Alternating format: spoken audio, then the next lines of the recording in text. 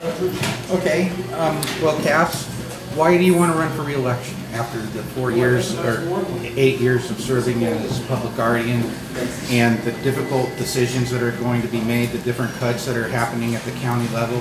Most certainly. Why do you want to run for re-election? I love the job.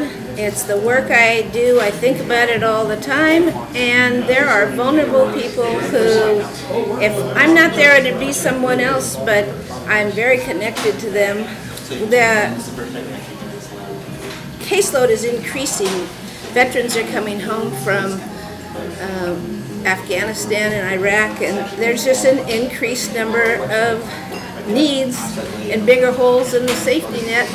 I just feel like it's almost selfish if I left now.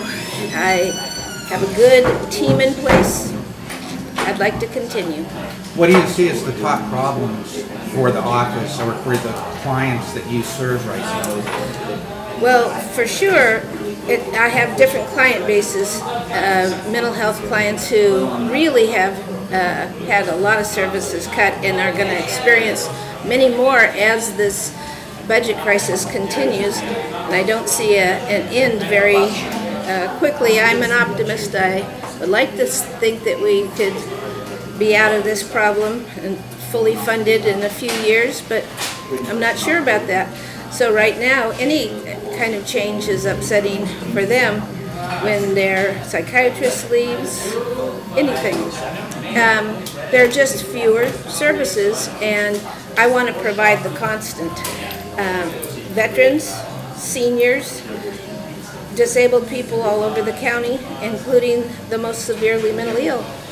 To that end, with the cuts that are being done at the Department of Mental Health, the Department of Drugs and Alcohol and Mental Health, whatever it's called, ADMH, how will that affect does that increase your caseload, or how will that affect what you are doing, and how does their budget relate to your budget in terms of the board? Not directly their budget at all. I'm an elected. I have an autonomous budget, even though I have to go begging to the Board of Supervisors for my general fund allocation, which is about 50% of our budget. The mental health department is under horrible cuts, under horrible strain. Those employees there have low morale, and it's no one's fault. It's a matter of stress, strain, and then when certain projects are taken away, when certain sites are eliminated, such as places that mentally ill folks can go and have a little respite, or just plain the opportunities for them to get the absolute minimum and basic things accomplished. If it's not there, then some of that reflects on us. Realize I'm only the public guardian of about 100 severely mentally ill people in the county. Others at mental health, they have hundreds, maybe thousands. I'm not sure what their total number is, and I'm sure a lot of under-identified folks. But on a daily basis, things have gotten tougher, have been tougher for a while. You had mentioned in articles in the newspaper that the public guardian position in Yolo County, I think, is the only one in all 58 counties that's an elected position. That's true, but it's a slight bit, excuse me, it needs clarification.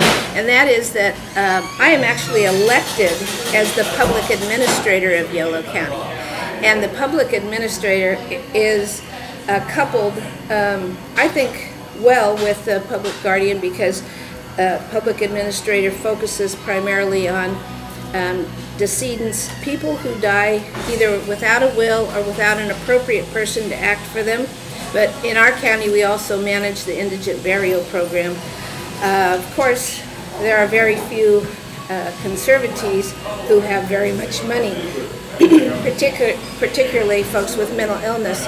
They've long been kind of out of the system of working and having an adequate income.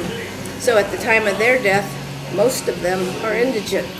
So the idea of the public administrator being the elected position, I don't know why that happened. I know in other counties, I see it in other, it's subordinated under the district attorney, the sheriff, county council, social services. But in Yolo County, I'm the elected public administrator and the appointed public guardian. But even as such, I'm the only elected public guardian in the state. How have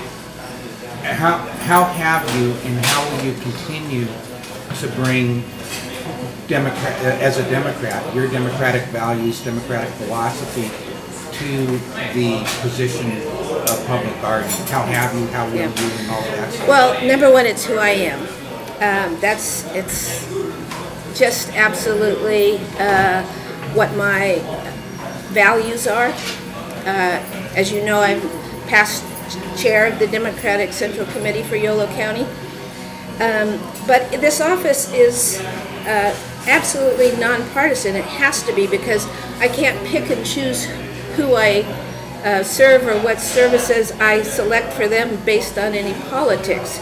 I think if we all had the bigger picture and saw long range and had a larger human heart, we might be seeing things a little differently, but my job is simply to serve people that come my way, and I can't let the politics of it, partisan, nonpartisan, be involved at all. I have to leave that at the door when I go to work in Yolo County, but I'm proud of the work we do. Thank you. Okay.